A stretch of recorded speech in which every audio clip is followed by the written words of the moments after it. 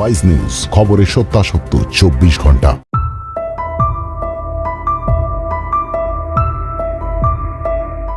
লক্ষ্মীর ভান্ডারে যোগ হলো আরো 500 টাকা। এদিকে সন্দেশখালীর লক্ষ্মীদের চোখে অঝরে জল।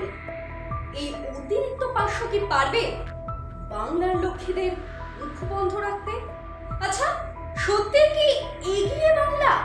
আর যদি এগিয়েও থাকে, কিসে এগিয়ে? ধর্ষণে নাকি নোংরা রাজনীতিতে?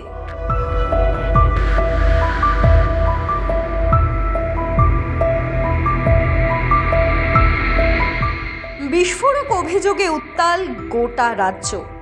সন্দেশখালীর শাহজাহান নিখোঁজ হওয়ার পর থেকেই ফাটছে একের পর এক বোমা। নাম উঠে আসছে রাঘব বোয়ালদের। চুপ নেই মহিলারাও। সব থেকে বেশি অত্যাচারটা হয়তো সহ্য করতে হচ্ছে তাদেরকেই। রাত্রে 2টোর সময়ও পার্টি অফিস থেকে আসতো ফোন। ভয়ে মোবাইল অফ করে রাখতে হতো।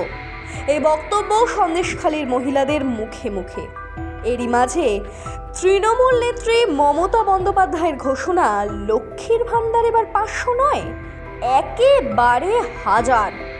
এ প্রসঙ্গে রবীন্দ্রনাথের কবিতার 2টো লাইন মনে পড়ে যায়।